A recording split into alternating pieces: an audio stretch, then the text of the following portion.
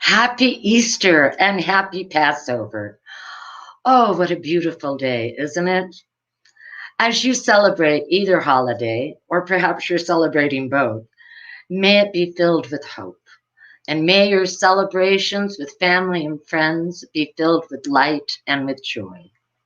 My name is Hazel Bowman, one of the circle of licensed practitioners who serve this center. And it is my delight to lead this morning's pre-service meditation. For this spiritual meditation, we let all our concerns go by, withdrawing attention from past and future. When we let go of the illusionary time track and focus on the stillness that is here, right now, we begin to experience the truth of who we really are, pure spirit. So let us sink deep into our being and experience Holy Spirit or Spirit Mind, which lies within all of us.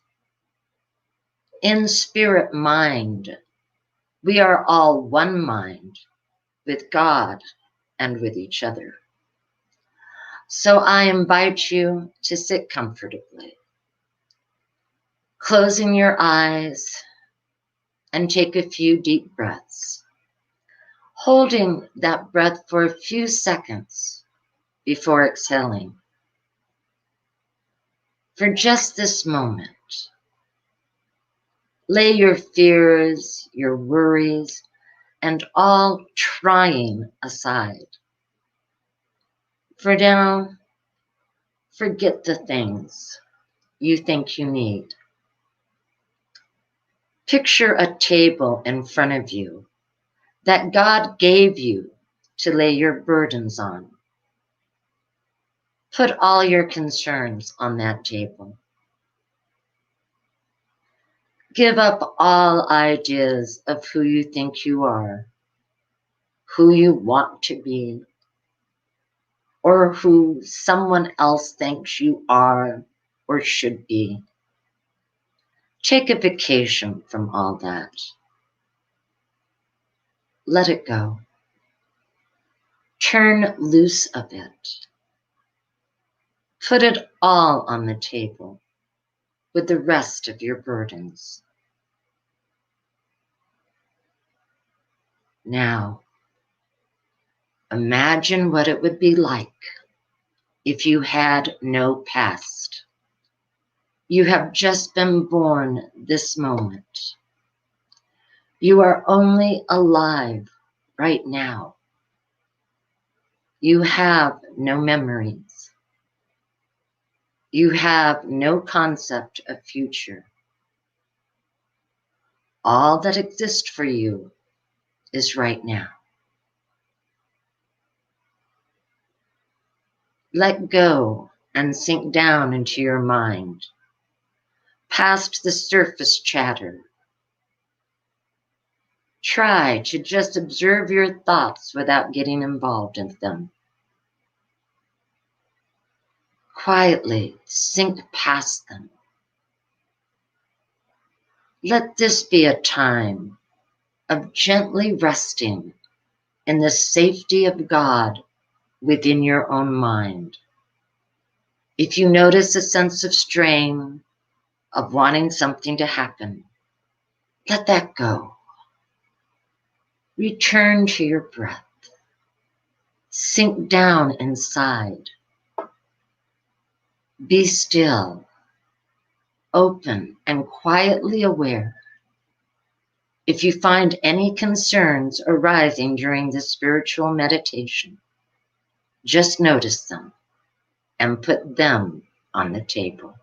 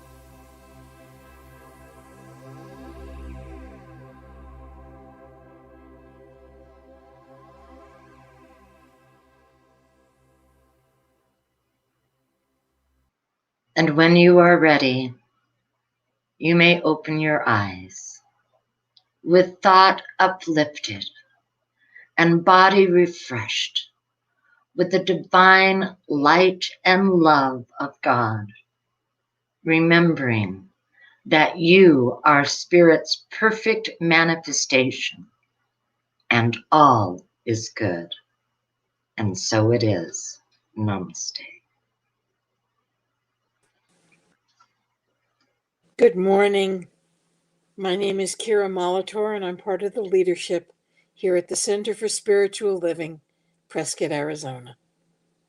Thank you, Hazel, for that beautiful meditation. Welcome, everyone, and happy Easter. CSL will be having an Easter gathering today in the center's courtyard from 2 o'clock to 3:30. Wear your best hat and your mask. Starting next Sunday, the sanctuary will be open for service.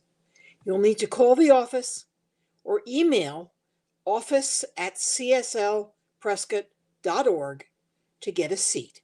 The limit will be about 25 people, and it's first come, first serve. Safety precautions will be observed. We look forward to seeing you there.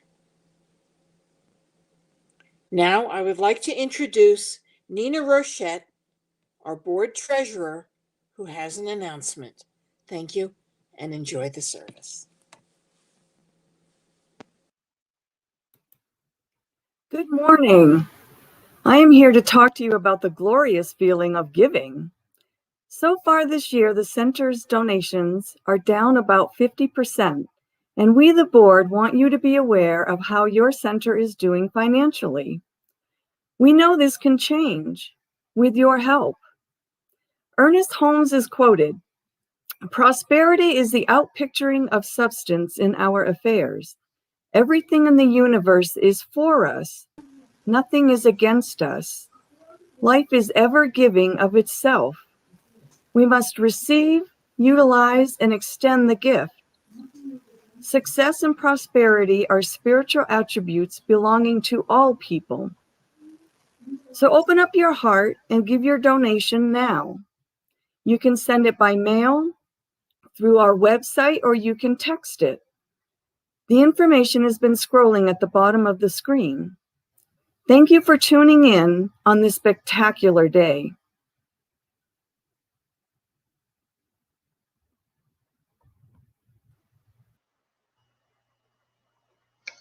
Good morning. My name is Hazel Bowman, and it is my joy to be the practitioner of the day for this Passover Easter Sunday. And don't you love my fascinator hat? Isn't that fun to wear? Oh, what we love to do at this moment is just go into prayer, knowing that presence of love and light is always with us.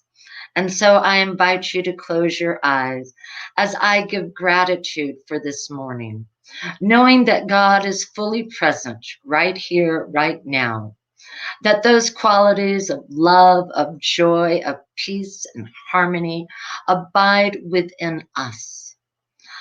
I know that Reverend Kathleen's message, Stepping into the Light, is perfect, as I claim right now that we are each the light of God, that we are each the magnificent expression of itself.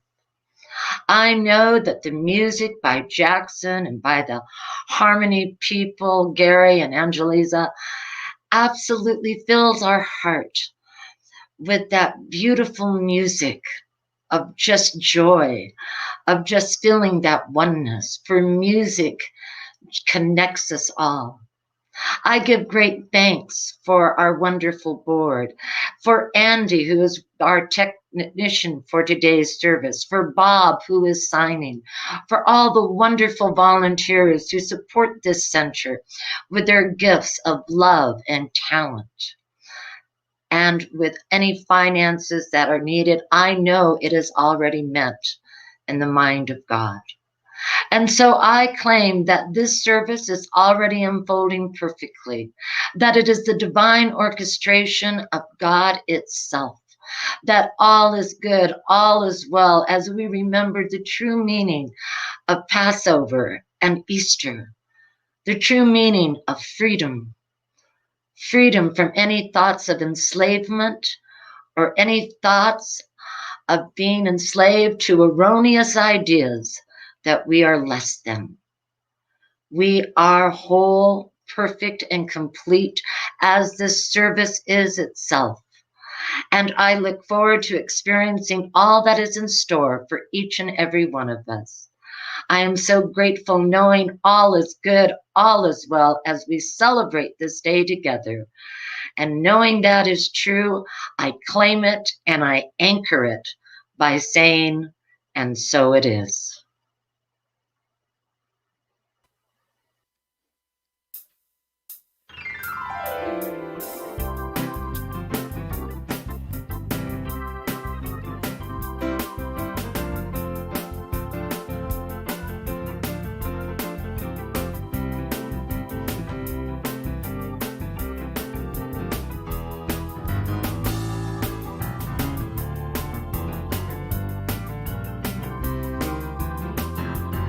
Well, this little light of mine, well, I'm gonna let it shine. This little light of mine, you know, I'm gonna let it shine. And this little light of mine, oh, I'm gonna let it shine, let it shine, let it shine, let it shine. Well, everywhere I go, well, I'm gonna let it shine. Everywhere I go, well, I'm gonna let it shine. Everywhere I go, well, I'm gonna let it shine. Let it shine, let it shine, let it shine. Well, you hide it under a bushel. No, I'm gonna let it shine. You hide it under a bushel. I'm gonna let it shine. I hide it under a bushel. No, I'm gonna let it shine. Let it shine. Let it shine. Let it shine. Well, we got the light of love, and we gonna let it shine. We got the light of love, and we gonna let it shine. We got the light of love, and we are gonna let it shine. Let it shine, let it shine, well, let it shine. Let it shine.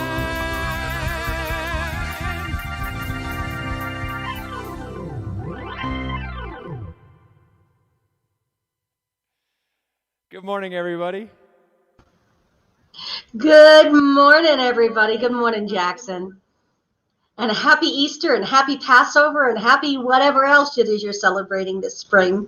My name is Reverend Kathleen Sibley. It is my joy to minister to you today. Please know that whoever you are, wherever you are, whenever you're watching this, you are entirely welcome here, just as you are and just as you are not, because we are all here by divine appointment. Here at the Center for Spiritual Living, we provide spiritual tools that transform personal lives and make the world a better place. And helping us out with that is our circle of licensed professional practitioners. You just met Hazel Bowman, who is one of them. We teach and we pray. So there will be classes that are in the offing that just keep an eye on the website for that. And we do our ministry of prayer. So if there is anything going on in your life that takes you out of your joy, then I would invite you to get in touch with a practitioner. Our licensed professional practitioners' names and telephone numbers are on the website. And I could pick on Bob by naming them all and making him spell them all very fast, but that won't work because that's me. But their names and telephone numbers are all on the website. You can also send something to the Ministry of Prayer, and just simply let us know what's going on for you. getting messages from God over here. So let me just put this on shush. There we go. And here's the thing, whether you're celebrating Passover or Easter in the goddess sense or Easter in the Christian sense or any or all of it or simply half off chocolate day, we know that there is truth in that which we practice. And so we have a ritual we do at the beginning of every service that I will ask you to simply take in. You see, the Center for Spiritual Living honors all faith traditions. As we light a candle for the world's religions, it is to acknowledge both our multiplicity and our unity. We light a candle for Christianity based on the teachings of Jesus the Christ, who taught the path of love, forgiveness, and healing by the presence within. For Islam, the practice of submitting to the will of God is revealed through his prophets, peace be upon them, who taught that there is one God, creator of the heavens and the earth. For Judaism, a community of shared laws, traditions, and family ties which began with the covenant between Abraham and God. For Buddhism, the middle path that ends suffering and awakens mindfulness and compassion. For Hinduism, the path of knowledge, action, and devotion. The Native American and other indigenous traditions. Here in the Southwest, we say those who walk the good red road, including the local people of the sun that we know as the Yavapai. For Baha'i, the path of unity and peace. For all of the goddess traditions, embracing the divine feminine as maiden, mother, and crone. And for the science of mind, which is the philosophy of life that teaches that there is a power for good in the universe and we can use it. Thank you, Hazel. And we get to maintain our own individual sense of who we are as well. And we do that by saying our affirmation together. We are here for God. Our purpose is to express the nature of God as love, abundance, and joy in everything we do. The good we seek for ourselves is what we desire for all people everywhere. And so it is.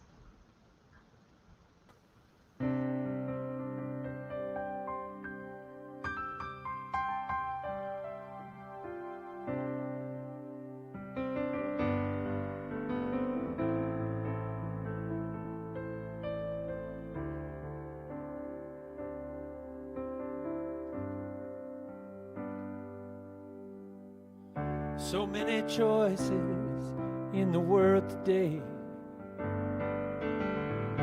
Too many things will blow your mind. And if you're needing just a simple truth to see you on your way, remember, choose love. Choose love, choose love, and keep on shining a light. Choose love, choose love, well, choose love, and keep on shining a light. Choose love. Well, life is a game that we're all free to play. You can hold it down, or let it breathe. And if you're looking for a simple song to see you on your way, together choose love, choose love. Well, choose love and keep on shining a light. You choose love. You choose love. You choose love. keep on shining a light. Choose love.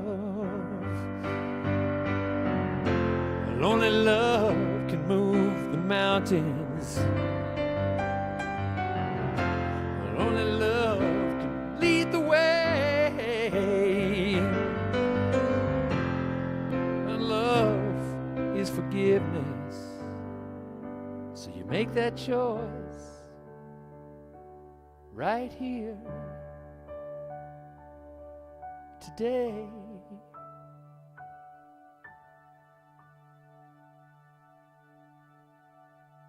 And choose love, choose love, choose love, and keep on shining a light. Choose love, choose love, choose love. You keep on shining that light. Oh, choose love. Choose love, choose love, and keep on shining a light. Choose love, choose love, choose love, and keep on shining your light.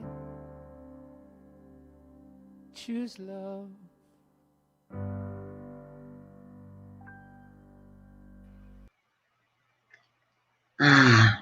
Choose love. The simple truth is, we are love. And God-centered, our light shines brightly. Let's just take a few moments and go within, knowing that truth, that we are love, and that our light shines brightly.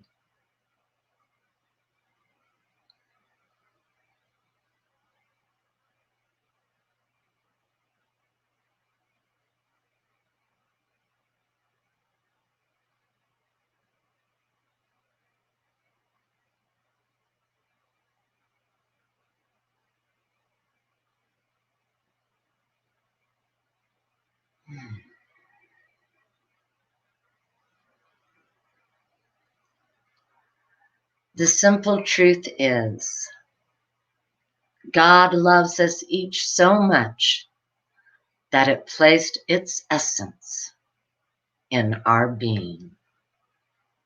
Choose love. We are love. And so it is. Namaste. Thanks so much, Hazel. Always so good to see you. Happy Easter, everybody.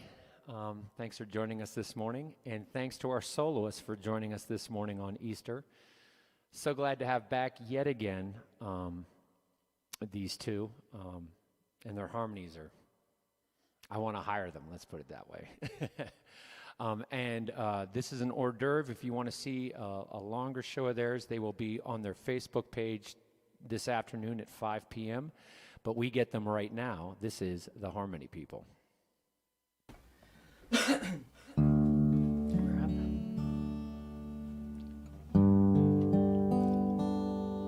Right now?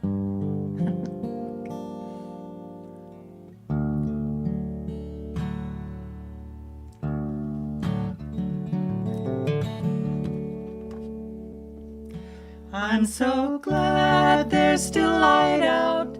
There are wildflowers growing on the sides of these volcanic hills. The dusk robs the colors from the cardboard cutout mountains. The glowing zigzag canyons catch the sun. We drive a mile a minute through the countryside. We fly 1,000 miles across the sky. The journey's even better when we're headed home, you and I.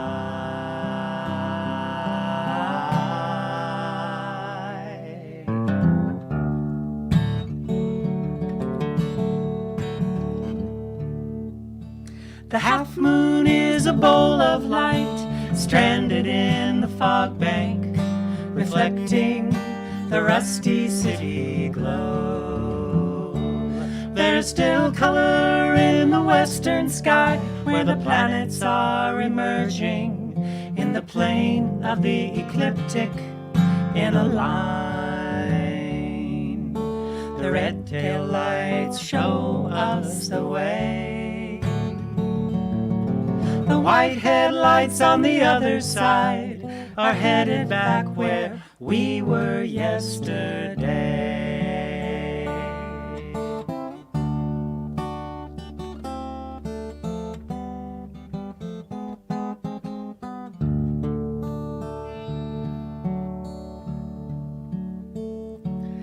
To the loved ones we left behind miles ago this morning, the glow of our affection still alive. And the loved ones who are waiting now in the lights beyond the mountains, and the constant reunion of our lives. We drive a mile a minute through the countryside. We fly 1,000 miles across the sky. The journey's even better when we're headed home, you and I.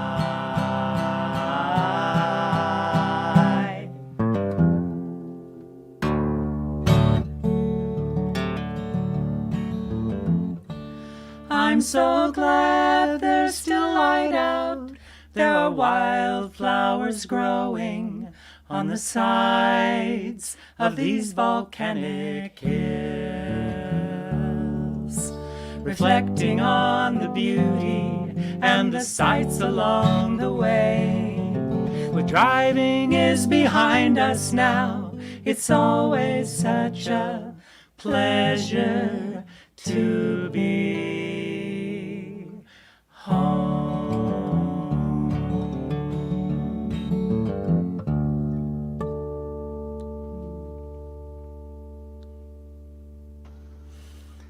Oh, thank you so much, guys. It is a pleasure to be home. It is a pleasure to be on the spiritual path, and the journey takes on so many different metaphors and so many beautiful meanings as we're on it. So this weekend, we're talking about Easter and Passover, and the name of this talk is Stepping into the Light, which in both cases is exactly what we do.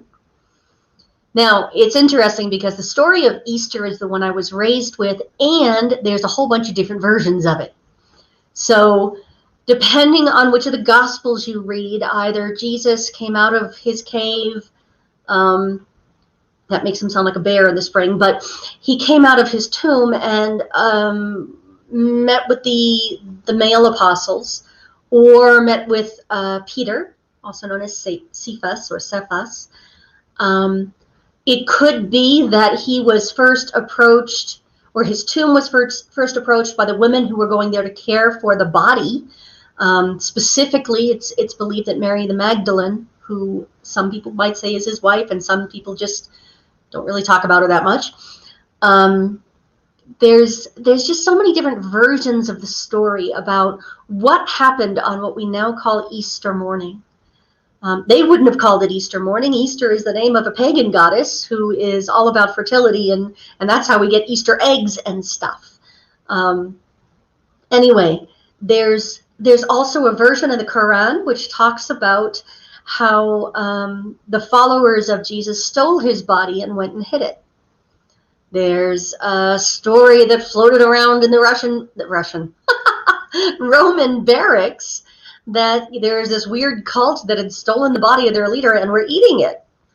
It's another version of how we talk about communion. This is my body, this is my blood. There was a teacher back in ministerial school who talked about how a story, the historical fact, can be factually incorrect and yet deeply true. And so what I know is that something happened Easter morning. Something happened that changed the minds of a group of followers who had completely said, oh, I don't even know the guy. I don't know what you're talking about. Had gone and hidden. Were locked into a room out of fear. And something changed on Easter. It didn't change at the crucifixion. That was when everybody disappeared.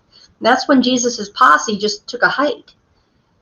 But on Easter morning, in that moment of coming back into the light, when the Christ in his spiritual body stepped into the light and away from death, that was when something world-changing happened, because that was the moment that began this movement that eventually became what we now call Christianity, which is one of the primary religions within Western culture.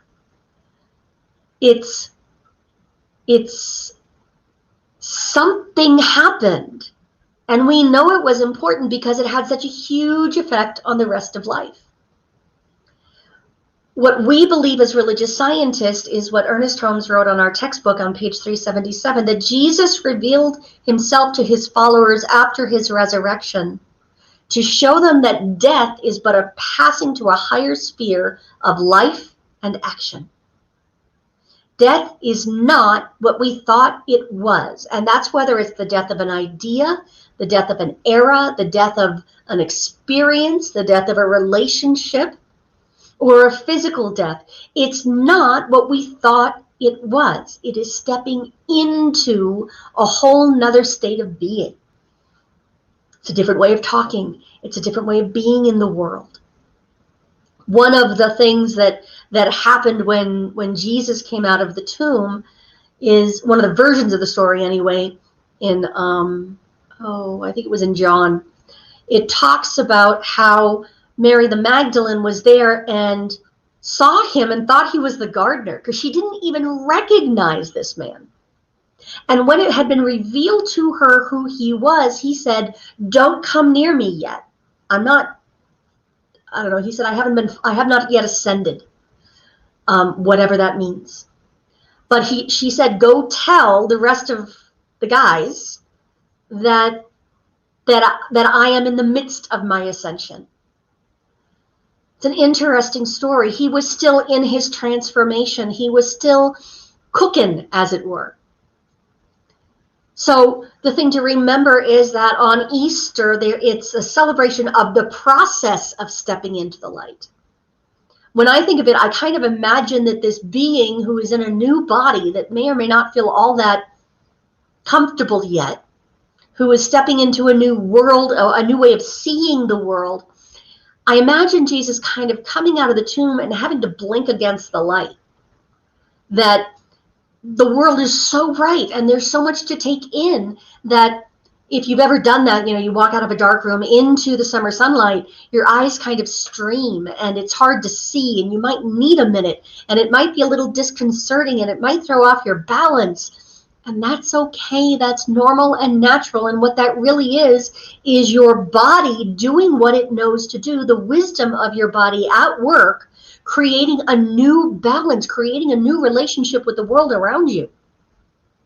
The story of Passover is essentially, in my mind, a very similar story.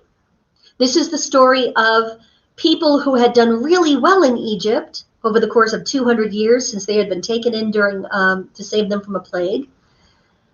Over 200 years, they actually, I think it was more than 200, they had done really well down in Egypt, to the point where the Egyptians were thinking, yeah, I don't know about this anymore. They're kind of taken over. And so these wonderful people ended up enslaved. And rather than staying in slavery, their consciousness was such that they called Moses to them and he led them out. There's a whole series of miracles that happens. If you're interested, read Exodus or read the Torah. And that process of changing, we think that, the story ends at either Jesus stepping out of the tomb and becoming ascended, or it ends, once you get past the Red Sea, it's all good to go. There's no one chasing you. Everything's all light and shiny and bright. But we forget that in the desert where that light was so bright, and when the Jews stepped into that light, there was an adjustment period. They wandered for 40 years. They had to figure out how to be fed. They had to figure out where they were going. They had to figure out new relationships with each other. And they wandered for a full generation trying to learn the difference between a slave mind and a free mind. Now, they had a lot of help, but what they had to do took time and work, and even, I would suggest, a little bit of upset on the part of the group at times. The part we forget was that Moses was not allowed into that land of milk and honey. He never made it to that promised land because he was there in order to lead them into their freedom, to help them get there. He wasn't there for himself. He was there as a servant leader. Jesus did not hang out to see his church, go platinum or really take off. He was there to teach and then allow the student to become the master. He even said to his apostles, everything I have done, you will do and more. But then he didn't hang around and take credit for it. He let them get on with it. And so this is a way of being in the world that we're looking at, that we're growing into now, that our center gets to reenact. We are stepping out of the cave of our quarantine lifestyles into a world that looks similar but isn't exactly the same. There's a lot that's very similar. The building's still there. The parking lot looks different. The leadership looks different. The parts of the building that we go into at this moment will look different, and even some of the faces are different. You've never seen me in a hat before. What we are learning is that there is a difference between the spiritual self and the world that lives in and how that world is seen, and the physical world, a level of effect that we have been used to. In our foundations class, there's a time when we do a meditation, and I read something over and over again. I'm only going to read it to you once or twice here, but I ask you to just contemplate this. Because the quotation from Ernest Holmes says, looking at things from the belief that they are separate from the divine presence is like looking through dark glasses. While viewing all things as acts and manifestation of the divine presence is to view them as they really are and have them given back to us as though God himself had personally brought them to us. Are we still living pre-crucifixion in the world of things as they appear, the level of effect? Or are we living post-Easter? Post-freedom from Egypt, in a world where we see things, time and space, differently, where the physics themselves are different, where our physical body is different because we're really living in our spiritual body, and we can make it appear or not appear. And let me read that again so that you can really get that. Looking at things from the belief that they are separate from the divine presence is like looking through dark glasses. While viewing things as acts and manifestations of the divine presence is to view them as they really are and have them given back to us as though God himself had personally brought them to us. Now, what's true about that?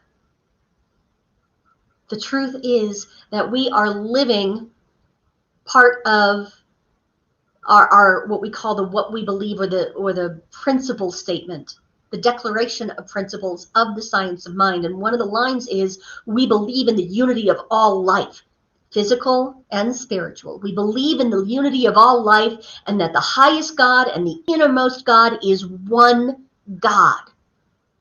God was fully present in Jesus and in Moses. And then God was fully present in their followers who took the next step forward. God is fully present in you as you are right now. And this is the difference of Easter. I understand it through Christian terms because I was raised Christian. When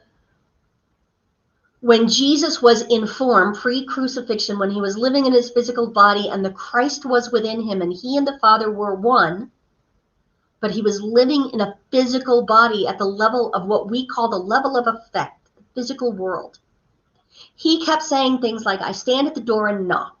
Let those who have ears, let him hear.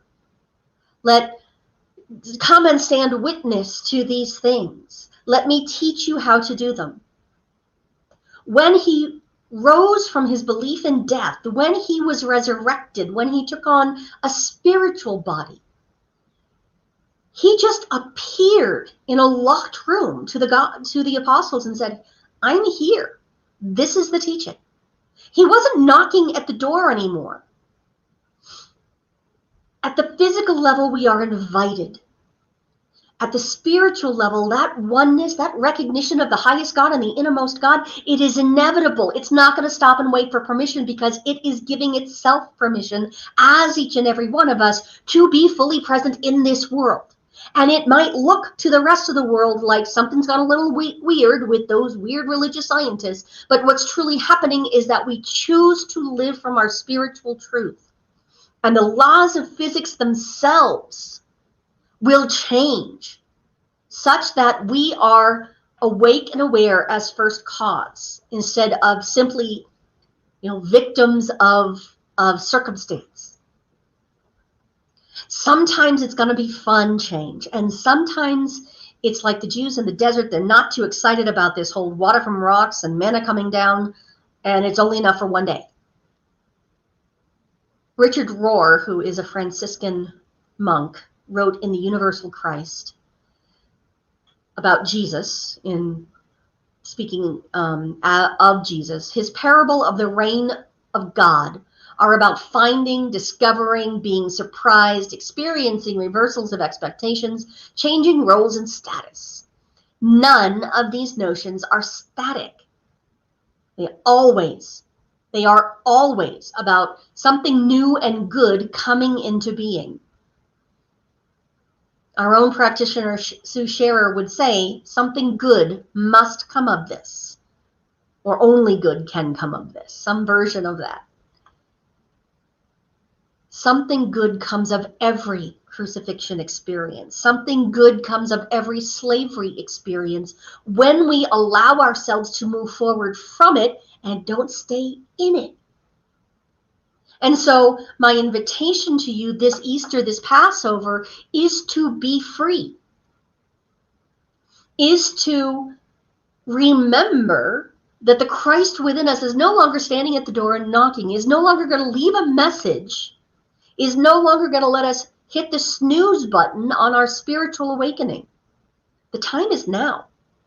Now, my brothers and sisters, we are all the sons and daughters of the Most High. Now, we are Christed beings. Now, our Buddha nature is in full view of ourselves and everyone else. In this very moment, our call is to leave behind the tomb, to let go of what has been. And there seems to be a syndrome going around in America right now where some people are having trouble leaving their quarantine lives. I will tell you very honestly, I have liked some parts of my quarantine life, and I'm not going to let go of it. There is a whole new world to live in. And so long as we choose it consciously, so long as we choose to live in the world consciously and take the best of what has been and the best of what has been more recently, and find a third thing, which is the best of the new way of living in a spiritual world, in a world where the physics of time and space are different now. So long as we do all of that consciously, we create a world that works for everyone, a world in which we live the idea that all life is one life, where we live where our deepest truth and our most basic assumption is that the highest God and the innermost God are one God, that all of us are speakers of truth and revealers of truth and can show the divine being through each and every one of us as long as we allow it. There is a truth that wants to be spoken through each of us. There is a truth that wants to be spoken through you today. It is the truth of your magnificent soul. It is the truth of your Christed self, of your non-slave free self that has wandered in the desert long enough, that has learned to depend on the divine being, that makes sure you have food and water, that makes sure that all doors are open to you, even if they don't look all that open. In this moment, your Christed self wants to express. And in this moment, I invite you to allow it. I invite you to bow to the inevitable truth that thou art that you have arisen from the dead, the old ways of thinking that don't serve you. They might have served somebody. Maybe they still serve someone in your life who's not going to be happy about this change, but they don't serve you. And what it will do, if you will live from this Christed self, if you will live from your freed mind, it will inspire others. It will lift up your own experience so that you are living from your Christed self all the time, so that you are the ascended one. You are the one who has found nirvana or oneness, or however you want to say it. All the religions pretty much say the same thing. We're all learning who we are. And all these paths end in the same place, in that realm of oneness that is beyond words. It is who we are. It is our divine birthright. It is what I know in this moment. It is what Jesus knew as he stepped out of the cave. It is what the Jews and Moses and Aaron and all of them knew as they got to the other side of the Red Sea. It is what Buddha knew under the tree. It is simply the truth that all the mystics have taught. Thou art that. And no matter who says what about you, no matter how people react to you being your Christed self, you recognizing your oneness with all beings, including what you thought was a separate divine being, all of that is you. And all of that is a powerful healing force in the world. If you could live like this all the time, and you can, if you choose to live from this place of Christedness, people will walk next to you and be healed and never know why. People will come to you and say, what is it you've got? I want that. I want to live like that. You live from joy. You live from power. You live from peace. I want that. And that is what we do here at the Center for Spiritual Living. That is what we teach here at the Center for Spiritual Living. That is what we celebrate here. And so if you want that sense of power and peace and perfection, then you are welcome here. You'd be welcome even if you didn't want it. But if that's what you're looking for, then we have a version of it that we can teach you. It's not the only version. We use lots of different tools, and all I'm going to do, I'm sorry, hold on. Sorry, dude. I love you to bits, but it's time for me to be free of this. So much for the new sweater.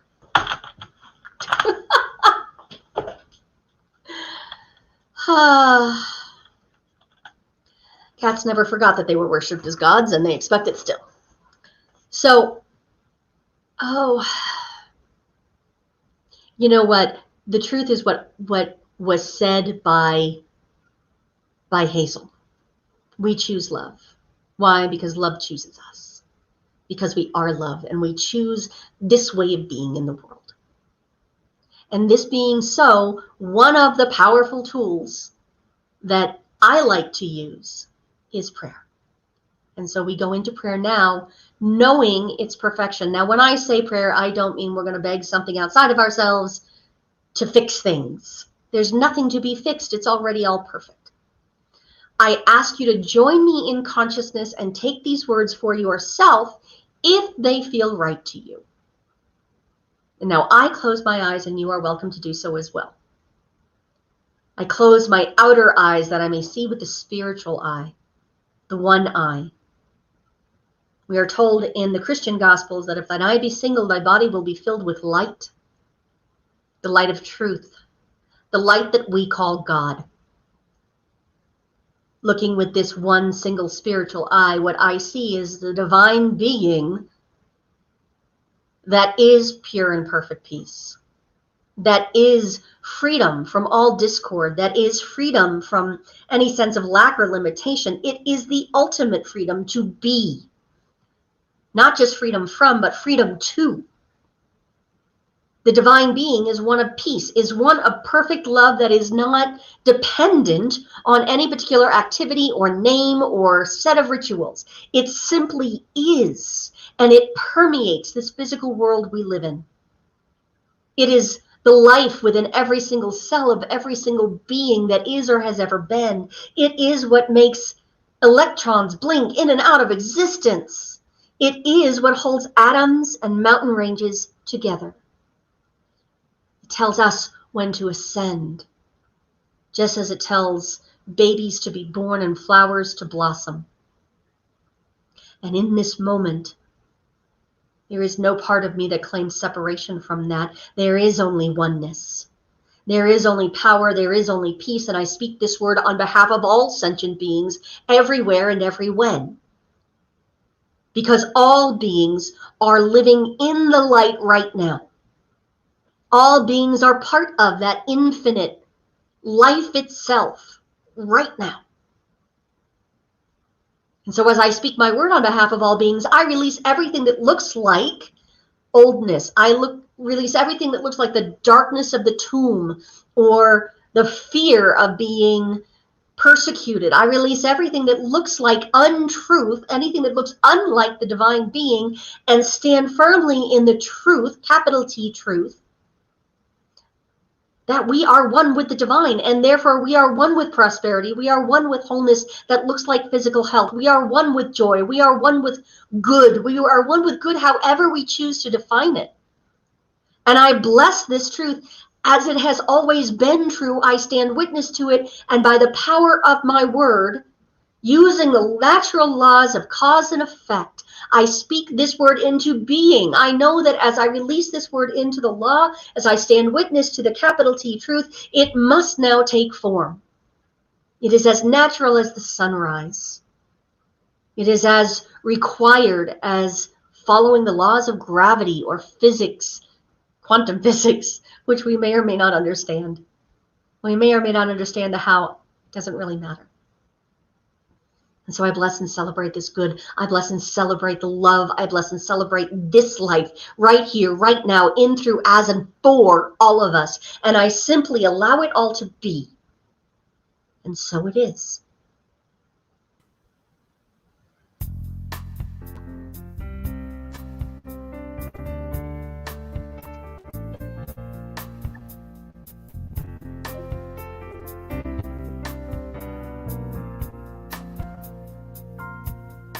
Will we let the love wash over us?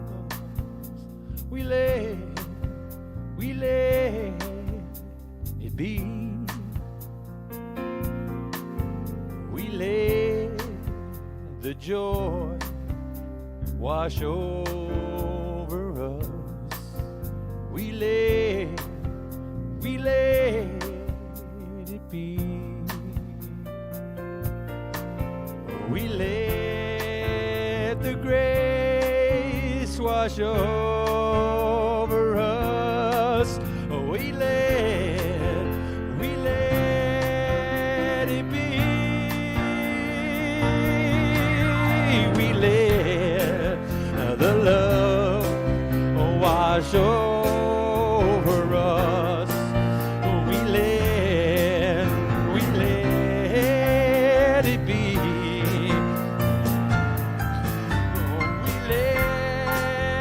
The joy wash over us. We let it be. We let the grace wash over us. We let it be.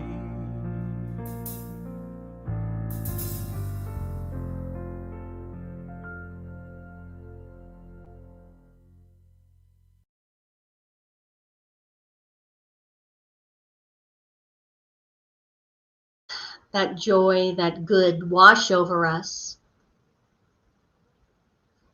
and allow it to flow out into the world. Part of how we do this is by financially supporting the center. And you heard from Nina at the beginning of this service about how giving's been down by about 50% so far this year. And what we ask is that you take a look in your heart and see how this place serves you. Whether you've been watching online, whether you are eagerly awaiting the open doors that will happen next week or even this afternoon, we ask that you remember that if this serves you, you need to tell the universe that and make sure that it continues to serve you. And how we do that, part of our spiritual practice, is through a tithing consciousness. We give as a means of telling the universe that this serves us and we want more of it in our lives. And so I ask you to take your gift, whatever it may be, and hold it over your heart.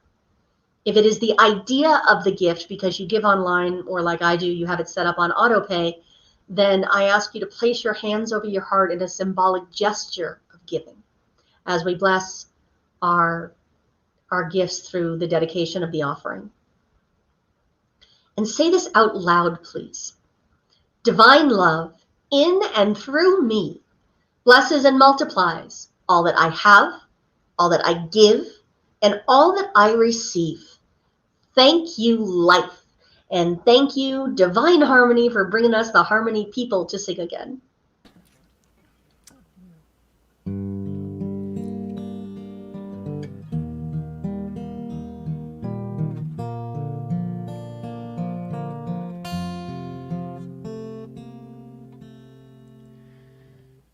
Out beyond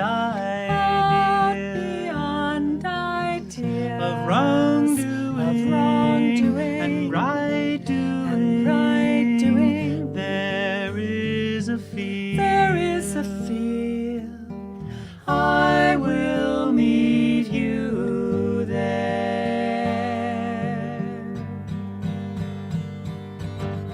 When the soul lies down, in that grass, world is too full to talk about.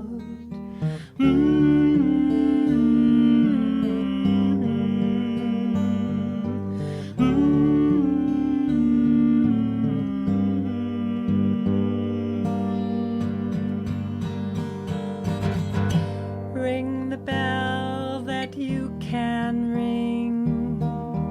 Forget your perfect offering. There is a crack in everything. That's how the light gets in. Oh, that's how the light gets in. Oh, that's how the light gets in.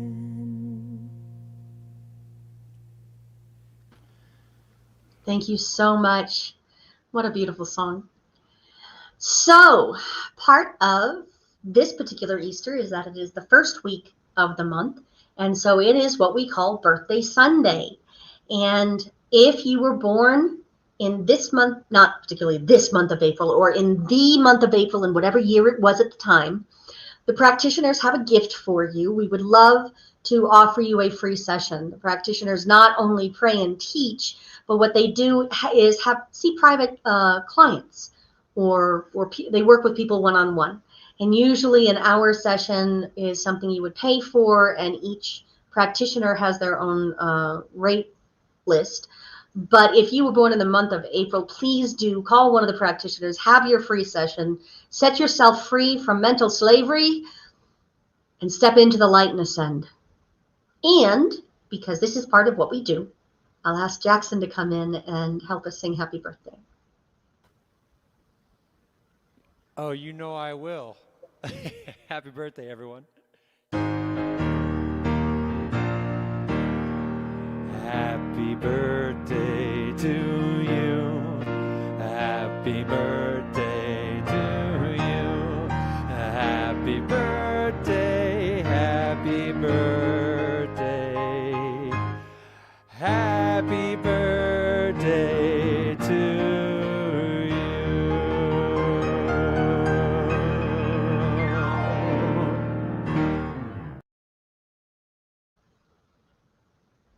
And so this is the last part of our service. This is where we do our benediction, which affirms a fantabulous week ahead. I will be skipping out immediately afterwards, and I believe Jackson will too, in order to get ourselves to the Easter celebration. We need to go set up and do some stuff at the center so that we're ready for you at 2 o'clock. If you are not going to be joining us in person, please know that we are sending all the love to you in the world, and I will eat your chocolate for you because I do servant leadership. So let's do our benediction and sing our way out with the peace song. Something wonderful is happening through me right now. It's happening through my mind, my body, and my affairs. I think it, I believe it, I feel it, I know it, I accept it. Thank you, life.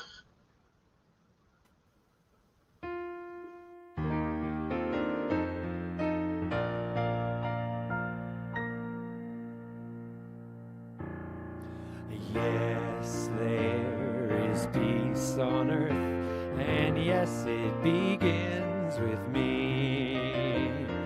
Yes, there is peace on earth, the peace that was meant to be. With God as creator, we're a family.